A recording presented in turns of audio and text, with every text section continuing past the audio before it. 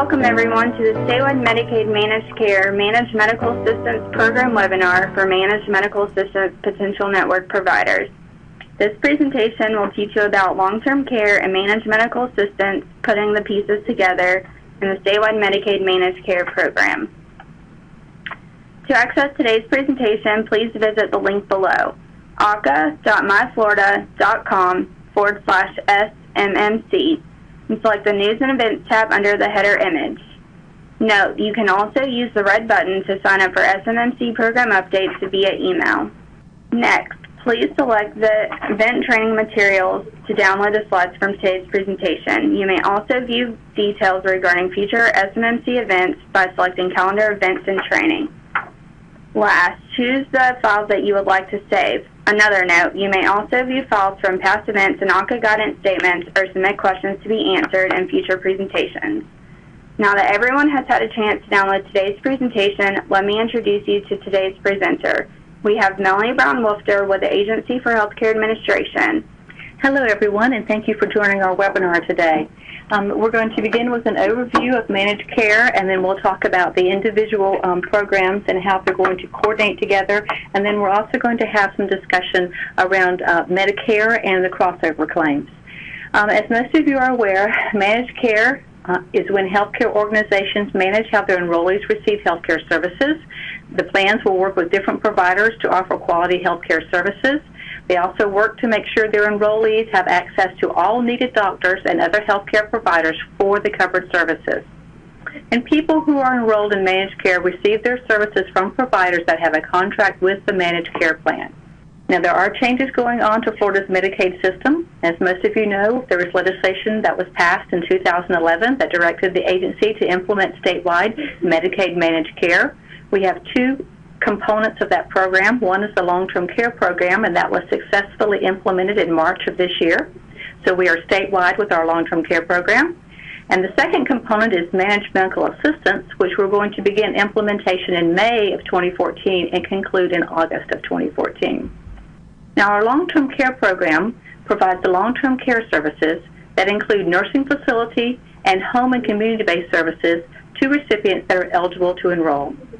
Recipients are mandatory to enroll if they are 65 years of age and older and they need nursing facility level of care, or if they're 18 years of age or older and they're eligible for Medicaid by reason of a disability and they need nursing facility level of care. So there are two ways to be mandatory for long-term care. Now, under our MMA program, it's going to provide primary care, acute care, and behavioral health services to recipients who are eligible to enroll in MMA. Most Medicaid recipients are required to enroll in the MMA plan, but there are a few exceptions. And that includes individuals that are eligible for Medicaid for emergency services only due to immigration status or the aliens, women who receive family planning waiver services only through Medicaid, women who are eligible for Medicaid through the breast and cervical cancer program. And the reason for this is that these are time-limited and service-limited benefit packages, so they will remain in fee-for-service. And also by statute, children who receive services in a prescribed pediatric extended care facility, or PPEC, will be excluded and will remain in fee-for-service as well. Now, there are individuals who may choose to enroll. This is our voluntary population, so that they choose to enroll in an MMA plan or they may remain in fee-for-service to receive their acute care services. And these are individuals who have other credible health care coverage, excluding Medicare. This means it is a credible health care coverage is a policy like TRICARE that is a major medical policy. This is not an automobile policy that has a medical rider. It has to be a major medical policy. In addition, individuals who are 65 and over and reside in a mental health treatment facility that meets the Medicare conditions of participation for a hospital or nursing facility. Also, individuals in an intermediate care facility for individuals with intellectual disabilities, or ICFID. And individuals with developmental disabilities who are enrolled in the home and community-based waiver, and recipients who are waiting for the developmental disabilities waiver services. So individuals who are on the DD waiver or on the DD waiver wait list are voluntary for managed care. And they may choose to enroll in an MMA plan, and they will continue to receive their DD waiver services or their I-budget services. Now, moving forward, we'll talk about what happens to recipients who are eligible to enroll in both long-term care and MMA. And this presentation will address the following issues, including mixed services, and those are the services that both long-term care and MMA will provide, comprehensive plans, Medicare deductibles and coinsurance, and Medicare crossover claims. We'll begin to speak about the mixed services in statewide Medicaid managed care. And what are mixed services? These are the services that are available under both long-term care and MMA, and these include assisted care, case management, home health, hospice, durable medical equipment and supplies, therapy services that include physical, occupational, respiratory, and speech-language pathology, and non-emergent transportation. We'll begin with case management. The managed care plans are responsible for care coordination and case management for all enrollees. When a recipient is enrolled in both the long-term care and MMA programs, the plans must coordinate all services with each other to ensure that mixed services are not duplicative, which is the services that we just mentioned on the previous slide. When a recipient is enrolled in both long-term care and MMA, the long-term care case manager is the primary case manager.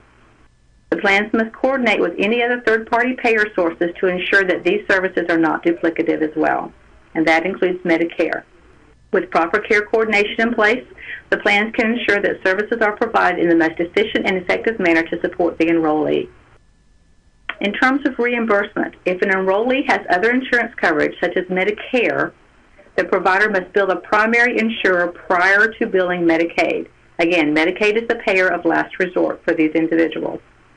For dually eligible Medicare and Medicaid recipients, Medicare is the primary payer. And the dual eligible are those with Medicare and Medicaid, full Medicare. And these are also known as the Medi-Medi or the dual eligible. Again, Medicare is the primary payer. The MMA and long-term care plans are responsible for services not covered by Medicare, including any Medicare coinsurance and copayments. Now, if the enrollee has only Medicaid coverage and is enrolled in an MMA and long-term care plan, the long-term care plan is responsible for paying the mixed services. So again, if someone is enrolled in both long-term care and MMA, the long-term care plan is responsible for the services and also has the lead on care coordination and case management. This table gives you a brief update of coverage and who will be responsible for payment for these services. Again, if someone is dual eligible, they have Medicare and Medicaid. Medicare is the primary payer if it's a covered service. If someone is enrolled in Medicare long-term care plan and receives their acute care services in fee-for-service, the Medicaid long-term care plan is responsible for these 7 mixed services. If an individual is enrolled in a Medicaid long-term care and a Medicaid MMA plan, then the Medicaid long-term care plan is responsible for these services. For a recipient that's enrolled in a Medicaid MMA plan only, then the MMA plan is responsible. And if a recipient is enrolled in Medicaid fee-for-service, then fee-for-service is responsible, and claims will be submitted to the Medicaid fiscal agent by the provider. Moving forward, we'll talk about assisted care services. And one point we want to make is that assisted care services can be received in an adult family care home or an assisted living facility. And please note that assisted living facilities receive reimbursement for assisted care services as part of the assisted living facility service. It is no longer separately reimbursed under the long-term care program. So for individuals under long-term care, the assisted care services will be received in the adult family care home or the ALF. Another thing to remember is that the long-term care plan always pays if the recipient is an adult family care home or an ALF. The MMA plan will pay for MMA-only enrollees when the recipient is enrolled in an adult family care home, assisted living facility, or a residential treatment facility. So under both programs, the services can be received in these facilities. And in terms of payment, plans and providers will negotiate the assisted care service rates. Next, home health services. The long-term care plan will always pay if the recipient is enrolled in both long-term care and MMA. In terms of service provision under long-term care, the long-term care plan must provide home health services to enrollees with long-term care benefits, regardless if they're in an MMA plan or not. And on the MMA side, the MMA plan will provide home health services to enrollees with only the MMA benefit. In terms of payment, plans and providers will negotiate the home health services rates. So for providers that are in the plan's network, they will negotiate the rate of reimbursement for both long-term care and MMA. Hospice service. The long-term care plan will always pay if the recipient is enrolled in both long-term care and MMA. This is a change under MMA in terms of hospice. Currently, someone who elects to receive hospice services is disenrolled from managed care. Moving forward under MMA, if an individual receives hospice services, they are required to enroll in an MMA plan. They will not be disenrolled. And they will also remain enrolled in the long-term care plan. So in terms of programs, the long-term care plan must pay hospice providers through a prospective system for each enrollee in an amount equal to the rate set by the agency. That's on the long-term care side. On the managed medical assistance side, the MMA plans may negotiate mutually agreed upon rates between the plan and the provider. So there's a difference there in the payment arrangement between long-term care and MMA. Now, in terms of the provider network, under the current program or under long-term care, the long-term care plan must offer all hospices in the region a network contract for the first 12 months of operation. So during this year of implementation, all long-term care plans have offered all the hospices a contract. Under MMA, the MMA plans must meet network adequacy requirements, but they do not have to offer a network contract to all hospices in the region. Non-emergency transportation services. The long-term care plan will pay for non-emergent transportation to the long-term care covered services. The MMA plan will pay for non-emergent transportation to MMA services. So under the long-term care program, the long-term care plan must provide non-emergency transportation services to all long-term care covered services. An example of this would be adult daycare. So the long-term care plan will be responsible for providing transportation from the recipient's residence to the daycare and then back again. Under MMA, the MMA plan must provide non-emergent transportation services to all MMA-covered services. An example of this would be a physician visit. The MMA plan would be responsible for coordinating the transportation to the physician's office and back again. And that is for a Medicaid-only recipient. Obviously, remember, Medicare is the primary payer if it's a dual eligible. And in terms of payment, the plans and providers will negotiate transportation services rates on both the long-term care and the MMA side. Our next service we'll discuss is durable medical equipment. The long-term care plan always pays if the recipient is enrolled in both long-term care and MMA. Under the long-term care program, the long-term care plan must provide DME services to enrollees that have the long-term care benefit, regardless if they're enrolled in an MMA plan or not. Under the managed medical assistance side, the MMA plan will provide DME services to enrollees that only have the MMA benefit. Now, in terms of the provider network in DME, the long-term care plans must offer all DME providers in the region a network contract for the first 12 months of operation if they are an aging services network that had previously participated in home and community-based waivers that serve elders or community service programs administered by the Department of Elder Affairs. And so this has been completed for the first year under our long-term care program. On the MMA side, the managed medical assistance plans must offer a network contract to each home medical equipment and supplies provider in the region, which meets quality and fraud prevention and detective standards that are established by the plan and which agrees to accept the lowest price previously negotiated between the plan and another such provider. We have a clarification statement that's posted to our website. It's under on the SMMC webpage under News and Events, and the DME clarification statement is posted there so that providers and plans can understand the contractual arrangement under the MMA side. And we encourage you to go there if you have any questions. Therapy services. The long-term care plan always pays if the recipient is enrolled in both long-term care and MMA. Again, the long-term care plan has leads. In terms of service provision, the long-term care plan must provide therapy services to enrollees with long-term care benefits regardless if they're in an MMA plan or not. And on the MMA side, the MMA plan will provide therapy services to enrollees with only the MMA benefit. In terms of comprehensive plans, and those are plans that provide both long-term care and MMA, the plans and providers will negotiate the therapy services rates. So under both sides, the therapy services rates will be negotiated between the plans and the providers in the plan's network. Now let's talk about comprehensive plans. And again, comprehensive plans are managed care plans that offer both long-term care and managed medical assistance services. So they cover everything from home community-based services and acute care Medicaid state plan services. And a comprehensive plan would cover all long-term care and MMA services. So if someone's enrolled in a comprehensive plan, you look to that plan for all coverages of the mixed services as well as MMA and long-term care. Here's a list of the plans that are comprehensive that are available by region. You'll note in Regions 1 and 2 we do not have a comprehensive plan available, and that is an artifact of our comprehensive bid system. We issued separate bids for MMA and long-term care. The way the bids were awarded, there were no comprehensive plans available. And you can see the list of other plans. There's at least one plan available in each of the other regions, and then Region 11 has several plans that are available that will provide both long-term care and MMA services. And what should a recipient consider when they start to look at the choice process and enroll in a plan? And things to consider is whether the health care providers that are important to them are in the plan's network, the type of expanded benefits that may be offered by the plan, and if the recipient is receiving long-term care services through a long-term care plan now, they may want to receive the remainder of their Medicaid services through the same plan. Other advantages of joining a comprehensive plan are increasing ability of the managed care plan to coordinate care.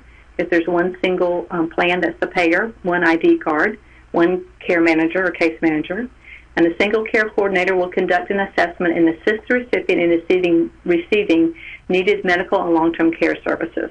And the care coordinator will coordinate with the recipient's medical and long-term care providers. They'll do both. Are recipients eligible for both long-term care and MMA required to enroll in a comprehensive plan if one is available? The answer is no. If a recipient is in a long-term care plan now that's part of a comprehensive plan, the agency will assign that recipient to the same vendor for their MMA plan if they do not make a choice. But the recipient can choose any MMA plan that's available in their region.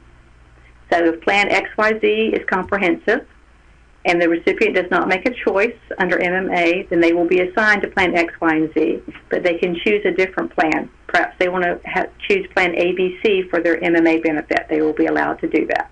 Another question is, can a recipient choose to enroll in a comprehensive plan for long-term care services and another plan for MMA, or vice versa? The answer is yes.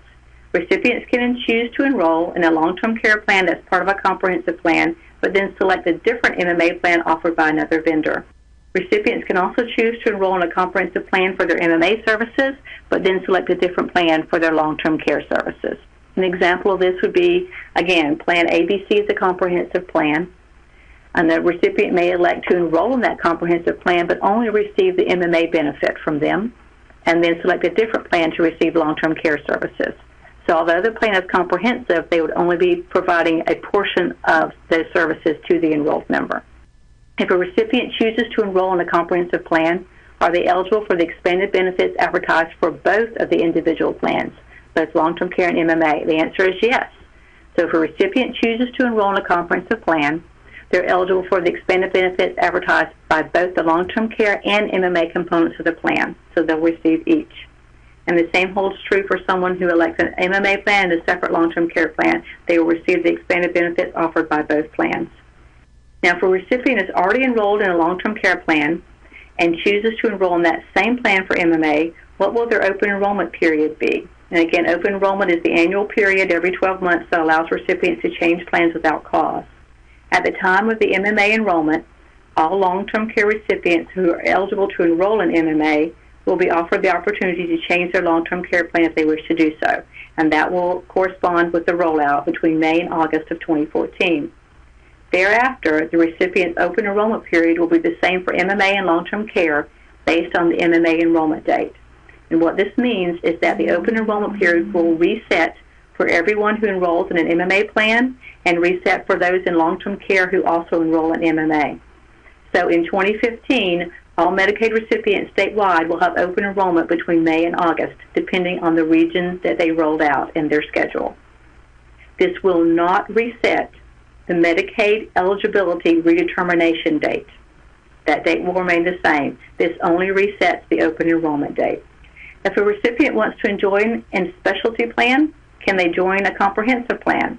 And the answer is no. At this time, there are no specialty plans that also provide long-term care coverages. Our specialty plans provide the acute care, in Medicaid plans, state plan services, and they do not provide long-term care at this point in time. Another question that we get is about network providers and contracting.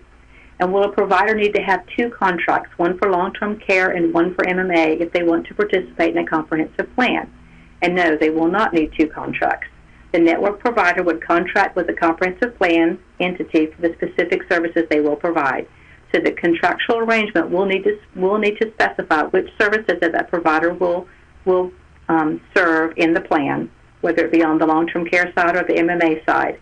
But they will not need to have separate contracts for both MMA and long-term care if it's a comprehensive plan. Another question we get is if comprehensive plans will cover Medicare services. The answer is no. Remember, the Medicare benefit does not change with the implementation of MMA or with the implementation of long-term care. The Medicare benefits still stay the same. There are no changes on the Medicare side. For long-term care recipients, a Medicaid comprehensive plan will cover services that are not covered by Medicare, such as home-delivered meals or adult companion care. And a Medicaid comprehensive plan will also cover Medicare copayments. And we'll have a few more slides about this as we move forward.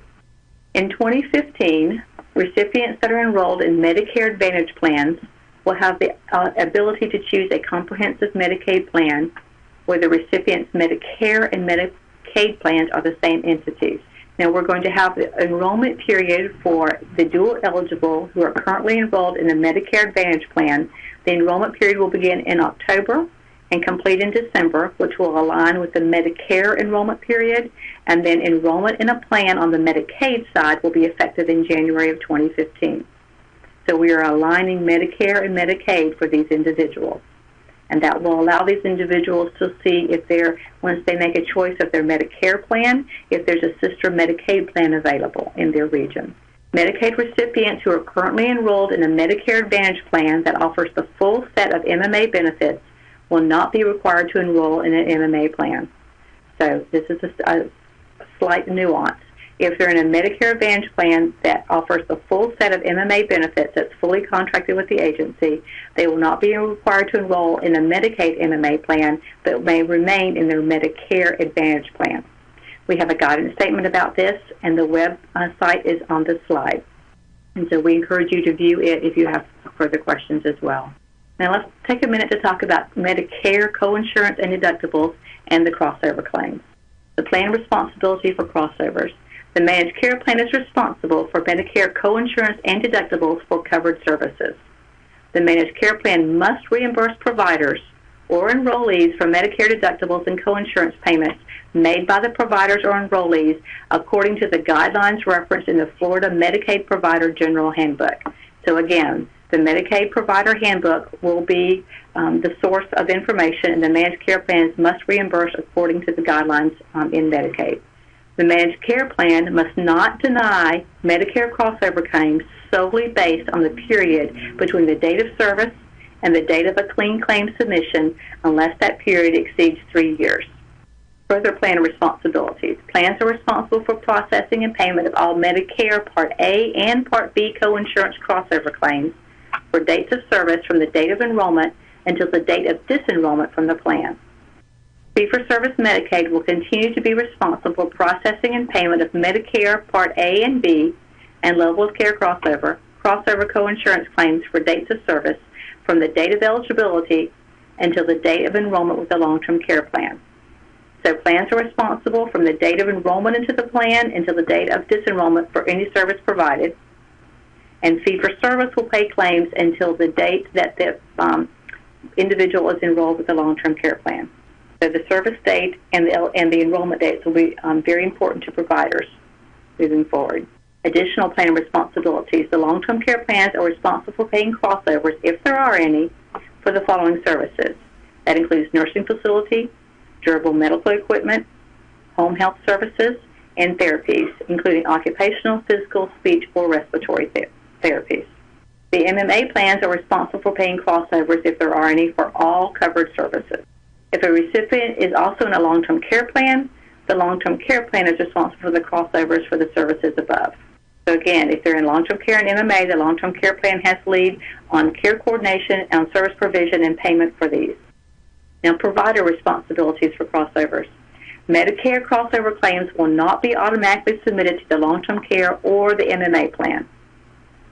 Providers will bill the long-term care plans for co-payments that are due for Medicaid-covered long-term care services for individuals who are dually eligible for both Medicare and Medicaid after receiving the Medicare Explanation of Benefits, or EOB, for the coinsurance payments. So the providers will need to bill Medicare.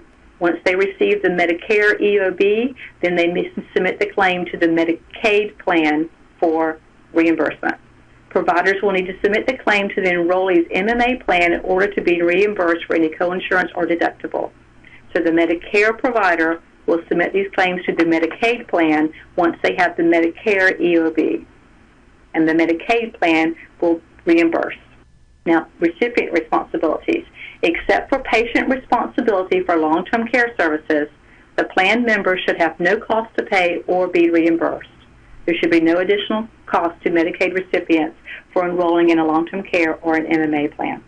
And in terms of collection of patient responsibility, the long-term care plans must decide if the providers in the network will collect it or if the plan will collect it.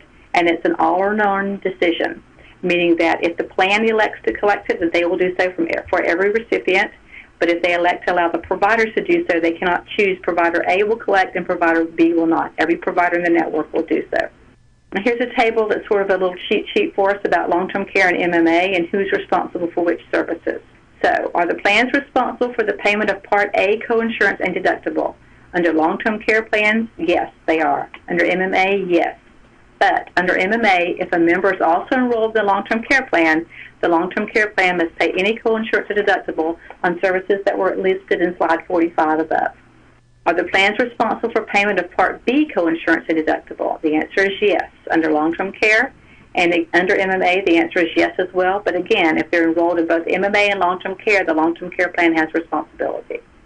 Do providers submit crossover claims to the health plan for payment? Under long-term care plan, yes. Medicare providers will submit claims to the Medicaid plans under long-term care and MMA for payment.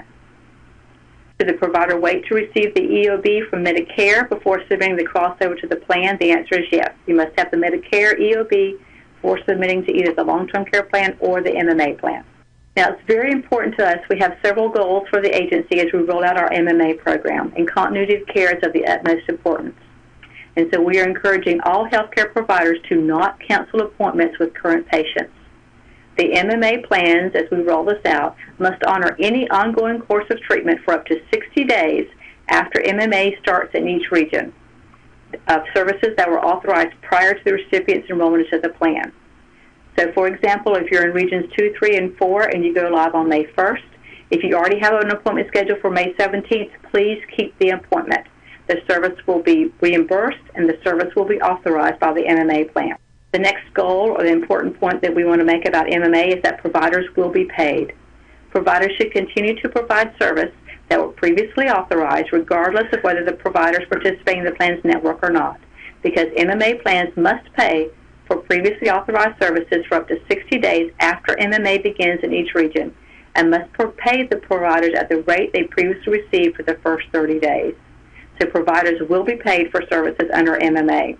Please keep your appointments.